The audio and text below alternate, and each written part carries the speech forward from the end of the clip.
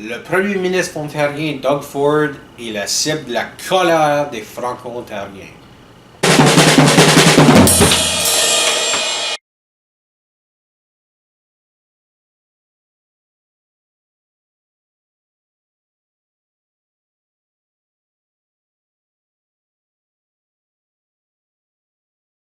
Bonsoir tout le monde.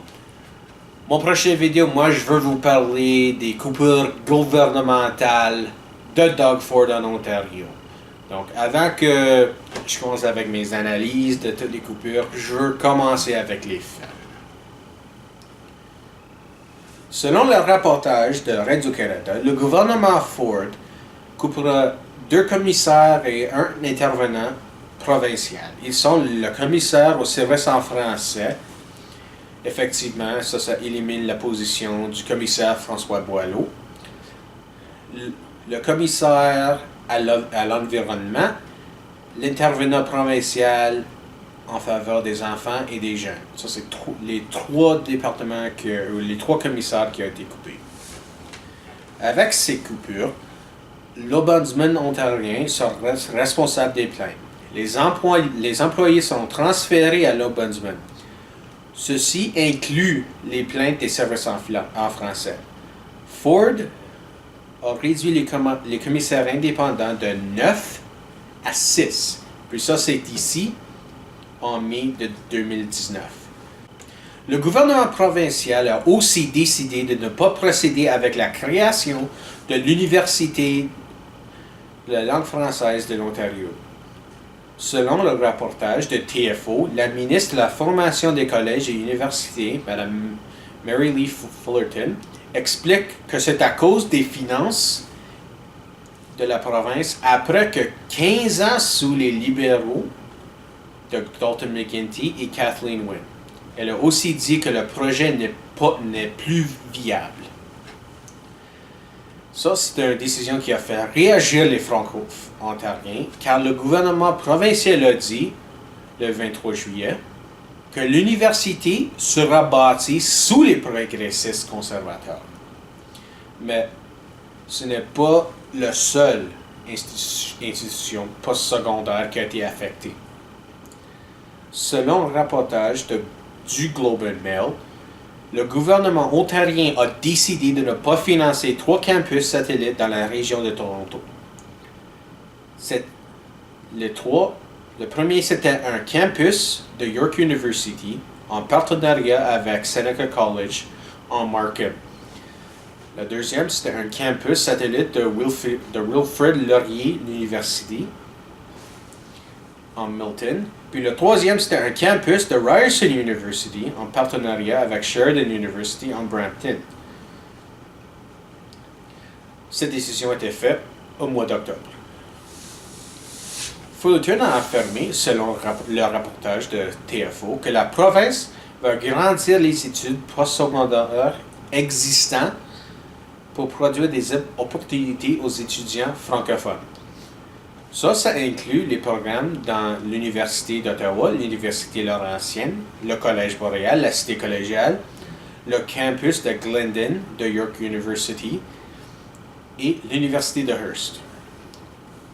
Elle a aussi remarqué que la province investira 15 millions de dollars au Collège Boréal. La communauté franco-ontarienne a été choquée par les actions de la ministre des Affaires francophones et procédures générales, Mme Caroline Mulroney, à cause qu'elle est grandement absente de la place publique. Des posts sur les réseaux sociaux demandent pour sa démission. Mais une chose qui m'a surpris, c'était le premier ministre lui-même, Doug Ford, lui, a publié son numéro de téléphone mobile. Puis plusieurs Franco-Ontariens l'ont appelé pour avoir une explication de ses décisions. Selon TFO, Ford a communiqué avec plusieurs de ces gens. Mais plusieurs rapports étaient déçus de l'explication de Ford qui a comparé la communauté francophone ou la minorité francophone de la province aux autres minorités de la province. Donc, avec ça c'est les faits. des coupures. Puis là, je vais commencer avec mon analyse. La communauté francophone, la communauté des Franco-Ontariens, ont démontré une inquiétude que les services en français sont maintenant en risque, que le gouvernement provincial va peut-être maintenant couper des services, ou couper les services en français. Puis ça, c'est quelque chose que je pense que c'est un peu trop tôt pour essayer de prédire s'il va y avoir plus de coupures ou si les services en gros sont en risque. Il y a encore les services en français en Ontario. Les services existent encore. Il n'y a rien dans le reportage que moi j'ai trouvé ou que moi j'ai lu qui disait que les services en gros sont en risque. Il y a beaucoup de références qu'il y a des services qui vont encore être financés puis peut-être même grandir. Donc, comme je dis, je pense que c'est un peu trop tôt de dire que les services sont en risque. Le deuxième point que je veux faire, c'est l'université de l'Ontario français. Je pense que l'idée de l'université de la langue française en Ontario, c'est une très bonne idée. Je pense que une université de la langue française en Ontario, c'est quelque chose qu'on pourrait grandement utiliser pour promouvoir la province. Pas juste au Canada, mais dans le monde entier, ou au moins le monde francophone entier. C'est une université qu'on pourrait promouvoir au Québec, au Nouveau-Brunswick, pour avoir des étudiants pour faire des études en Ontario. Mais aussi, on peut le faire en France, Belgique, en Afrique, dans les régions francophones, ou n'importe où le français est parlé.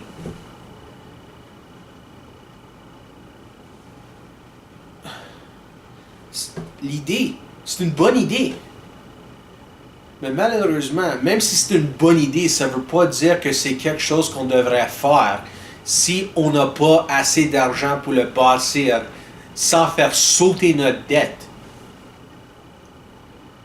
Si le gouvernement n'est pas dans une position pour bâtir l'université et être au moins responsable dans une façon fiscale, c'est pas une bonne idée de bâtir l'université. Dans cette situation, si on avait l'argent, puis ça va pas exploser notre dette, ça va pas capoter le budget, ben, on devrait bâtir l'université. Mais peut-être dans notre situation, peut-être on est mieux d'attendre. On est mieux d'attendre pour que le jour où on a assez d'argent dans les coffres pour le bâtir, puis pour endommager les finances du province. Une autre chose que moi je dois remarquer avec l'université proposée. Moi, j'ai jamais compris pourquoi on a choisi Toronto. Je sais que Toronto est une des régions désignées pour les services en français, mais quand moi je pense à Toronto, je pense pas aux francophones. Moi, je comprends pas pourquoi on a choisi Toronto au lieu d'un endroit comme Ottawa, ou North Bay, ou Sudbury, ou Hearst, ou Welland. Des endroits qui sont reconnus pour leur communauté francophone. Ou quelque part comme Clarence Rockland, où les francophones sont le groupe linguistique majoritaire. En Toronto, on n'est même pas la plus grande minorité. Donc, comme je dis, je ne comprends pas du tout pourquoi Toronto a été choisi, mais même si je ne comprends pas, c'est quand même un projet que je pense qu'il un projet qui peut profiter de la province. Une autre inquiétude face à la communauté francophone ou la communauté franco-ontarienne, c'est qu'il y a des gens maintenant qui sont inquiets pour la prochaine génération. Il y a des gens qui pensent que ça, c'est une décision qui va pousser les jeunes francophones vers l'assimilation aux cultures anglaises de la province. Je comprends ces inquiétudes, mais je pense que encore c'est trop tôt. Les services existent encore. Les services en français existent encore. On a encore nos écoles de la langue française, on a encore le Collège boréal et la cité collégiale, puis on a encore plusieurs programmes d'études postsecondaires en français. Comme j'ai dit, on a encore nos écoles. Ça, c'est les écoles primaires puis les écoles secondaires. Donc, je ne vois pas notre culture, notre langue, comme être en risque. Puis, je veux dire une autre chose. Comme oui, on a besoin des services. Mais, je pense que quelque chose qui est beaucoup plus important, peu importe qui est au pouvoir, peu importe leur décision, puis peu importe que c'est fédéral, provincial, territorial, les parents francophones, donc les parents, les franco-ontariens qui ont des enfants, si vous voulez assurer que la culture puis la langue survivent à la prochaine génération, vous devez passer la langue à la prochaine génération.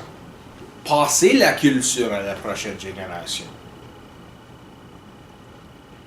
Si vous donnez la langue à la prochaine génération, les chances sont qu'ils vont être francophones. Moi, chez moi en Ontario, je trouve qu'il y a trop de gens qui font pas l'effort de donner la langue à leurs enfants. Il y a des gens qui sont francophones, mais français seulement dans leur dernier nom, à cause de leurs parents n'ont pas passé la langue. Donc, effectivement, ils sont anglophones dans une communauté comme Sudbury, où il y a un grand groupe de francophones, mais ils ne parlent pas français. C'est important que les parents prennent la responsabilité de passer la culture à la prochaine génération. C'est comme ça qu'on va continuer. C'est comme ça que la langue va continuer. Peu importe qui est au pouvoir de la province, peu importe qui est le premier ministre fédéral, ça commence chez nous, dans nos maisons. Moi, je sais qu'on ne devrait pas être inquiet à cause qu'on a encore nos écoles de langue française. Les écoles primaires et les écoles secondaires. Moi, j'étais éduqué en français en Ontario. De la maternelle à la 12e année. Puis dans les écoles françaises, je sais que ils te montrent l'identité franco-ontarienne. Ils montrent la culture franco-ontarienne. Puis, quand moi j'étais fini, je savais que j'étais franco-ontarien et c'était ma responsabilité de garder la culture vivante. Je sais que le monde ne va pas aimer entendre ceci, mais si quelqu'un veut s'assimiler puis devenir un anglophone, c'est leur choix. C'est vraiment leur choix, puis on a vraiment... Il n'y a rien qu'on peut faire pour l'arrêter. L'assimilation, c'est un choix. Si quelqu'un veut le faire, ils vont le faire. Si quelqu'un ne veut pas le faire, au moins veut résister, l'assimilation, ils vont le faire. C'est un choix. Puis, comme j'ai dit avec les écoles peuvent présenter le cas pour au moins garder la culture. Puis, c'est pour ça que moi, je suis pas trop inquiet de l'avenir ou le futur des Franco-Ontariens. Ça veut pas dire que Ça veut pas dire que c'est un avenir tout brillant, puis on n'a vraiment rien à s'inquiéter, mais c'est, je pense pas que c'est pire. C'est pas un scénario. On n'a pas un scénario dans notre avenir qui est le plus pire possible dès aujourd'hui. On va être correct. Puis là, je veux m'adresser de le fait de la comparaison aux autres minorités. Dans l'article de TFO, si vous voulez le lire, il va y avoir un lien dans la description qui est en dessous du vidéo. TFO fait référence que Ford a dit qu'il y a 600 000 franco-ontariens, mais il y a aussi 600 000 Italiens puis 600 000 Chinois en Ontario. Puis, je comprends comment ça c'est frustrant pour un francophone. Les francophones ou les Canadiens français se voient comme un des peuples fondateurs du pays. Le français, c'est une des langues officielles du pays. Puis quand je dis peuple fondateur, ça c'est à côté des Anglais, les Irlandais, les Écossais, les Gallois, ou on peut dire peut-être juste les Britanniques, mais je pense que vous comprenez. Et aussi toutes les tribus amérindiennes, toutes les tribus autochtones.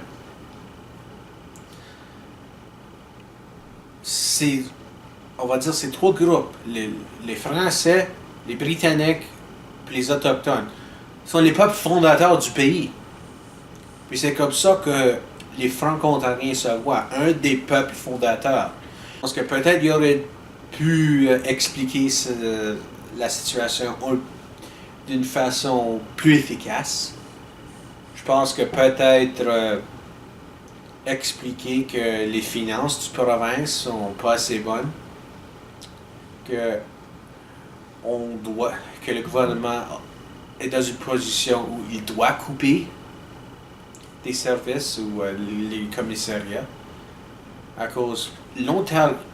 Le Canada n'est pas dans une position où on peut tolérer l'Ontario avec une économie qui est un désastre.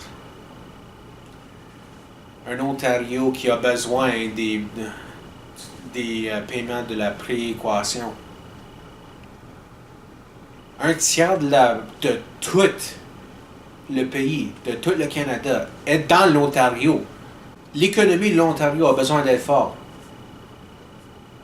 Donc, je pense que peut-être ça aurait dû être son argument. Donc, la dernière chose que moi je veux dire, c'est combien d'argent va être économisé avec ces coupures. Selon CBC, les économies sont seulement 500 millions de dollars. Puis le déficit provincial va quand même être 14,5 milliards de dollars. Donc, c'est pas des grandes économies,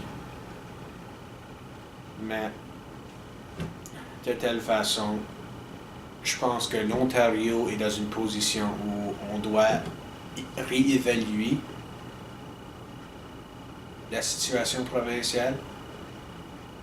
Puis, je pense que même si le commissaire Boileau n'a plus de job, ça ne veut pas dire que dans le futur, après que la province est dans une position financière un peu plus, qui a un peu plus d'allure, puis il y a assez d'argent dans les coffres provinciaux que le commissaire de la langue française ou des services en français peut être réintroduit. Ça ne veut pas dire que dans le futur, on peut revisiter l'université de la langue française de l'Ontario. Je pense que dans le fond, les Franco-Ontariens doivent réaliser que les progressistes conservateurs sont au pouvoir. Donc, si vous voulez l'université, vous devez être capable de travailler avec les progressistes conservateurs. Ils ont un gouvernement majoritaire. Donc, vous devez travailler avec le gouvernement majoritaire qui est les progressistes conservateurs. Merci d'avoir regardé ma vidéo. Si vous avez aimé, qu'est-ce que vous avez entendu, s'il vous plaît, aime la vidéo. Aussi, s'il y a quelque chose que vous êtes en accord ou vous êtes en désaccord, vous voulez juste continuer la conversation, s'il vous plaît, laissez un commentaire. Aussi, abonnez-vous. Merci une autre fois et bonne journée.